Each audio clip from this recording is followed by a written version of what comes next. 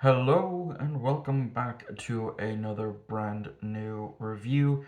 As we are coming close to the end of the trilogy month, we have this video and then one more to come out on Friday, and then that's it. That's another batch of the trilogy month down. So in today's video, we are going to be reviewing the second Bionicle film, Bionicle 2: Legend of Matanui. And if I'm not as my normal hyperactive self, it's because I'm recording this at midnight. Why don't you wait until morning, Michael? Well, because I'm awake now. I may as well record it. I literally just finished it. Unfortunately, my DVD copy um, just would not work on my Xbox One. Granted, I didn't try it on the 360, but even the disk drive, the external disk drive that I bought for my laptop, couldn't read it, unfortunately. Um, so thankfully, however, 1080p versions exist on YouTube. So that's where I watched it, and I managed to watch it in 1 times 5 speed. Um, why did I watch it at 1 times 5 speed? Well, because these aren't long movies. They're an hour long at best, and that's because they were straight to DVD slash straight to VHS for the first one. I'm not even sure if uh, this one made it to 2004. So yeah, there probably does exist a VHS of this. Um, so yeah, Bionicle 2 is essentially a prequel, which we don't find out until the very end, where we get introduced to this Toa known as Toa Likan, as he's been hunted down by these two other weird-looking Bionicles, which turns out that they're corrupted Toa, which is interesting that that's a thing that can happen. Um, and so he basically goes visits the six Matoran, and he gives them this rock with a map on where to go, knowing full well that he will eventually get captured, which he does. So these six Matoran, they go to this place. They put these stones in to this big thingamabob, and that makes them Toa. And so they decide that the main Toa, the Toa of Fire, who's that guy right there, which his name is escaping me. Uh,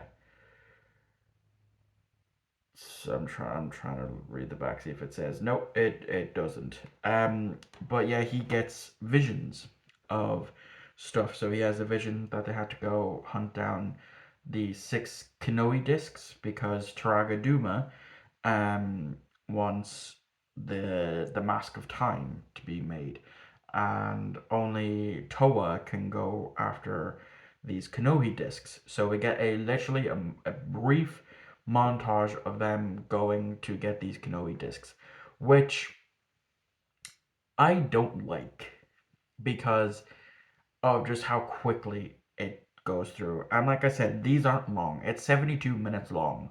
An hour and 14 minutes. And it's literally over by the hour 9 to 10 minute mark. So they could have stretched this out by showing us these trials that these new Toa had to go through. And then that would have been the perfect time to introduce us to their mask powers. But no, we get to see them grab it, but we don't get to see what led up to that, and that is what I don't like. So then they go to this big arena type thing. They say that, look, we're the new Toa, we have these discs, here's the gift to Taraga Duma, because essentially um Tetrax, Makuta, for those who haven't read the books, um, is trying to pull some shenanigans, and so then they basically three out of the six Toa get captured. Um, the Toa of Ice, Rock, and something else, ground, I suppose, and then the Toa of Air, Water, and Fire escape, and so that's when they have to work on unlocking their mask powers, as well as the fire Toa keeps having these visions. So it eventually nearly all of them discover their mask powers and what they can do. One can shapeshift, the other can has the power of light, literally. He brightens up the place, and he can also like look into the subatomic type of stuff to see what's underneath shit. We have telekinesis, we have control, being able to control people, and then the fire Toa just can't hasn't unlocked his mask powers, but that's when we also find Toa Likan, now Taraga Likan, because it goes in the Bionicle universe. You're Matoran, you become Toa, then you become Taraga, and then that's it. You're gone, but you can also still die as a Matoran, Toa, and Taraga. So it turns out that Makuta is trying to pull, like I said, some shenanigans with the Matoran by putting them into these stasis chambers. Um, then the Fire Toa manages to make the Mask of Time, and he goes to fight Makuta or Tetrax. Turns out, then Lacan, Taraga Lacan, self-sacrifices himself, and so that unlocks the Fire Toa's mask power, which is camouflage. He can disappear. And so he tries to fight Makuta. Eventually, the Mask of Time goes dipping into the water, and all six Toa use the power of unity to freeze Makuta, and then they go onto this new island, and they basically give up their Toa powers to become Taraga to free the Matoran, and then we see Takua, from the first film. He pulls one of the main Taraga over to Jakku? No, I forget the guy's name. But he ends up getting Taraga Khan's mask because his broke, and then yeah, so it was a prequel. Again, shorter than I remember. That's the common theme that I'm coming across rewatching both The Mask of Light and now Legend of Motunui. Um, and I didn't like this one as much as I did as a kid. Um, you know, the Fire Toa not believing in himself, um, could have been done slightly better because he just comes out like a whiny bitch.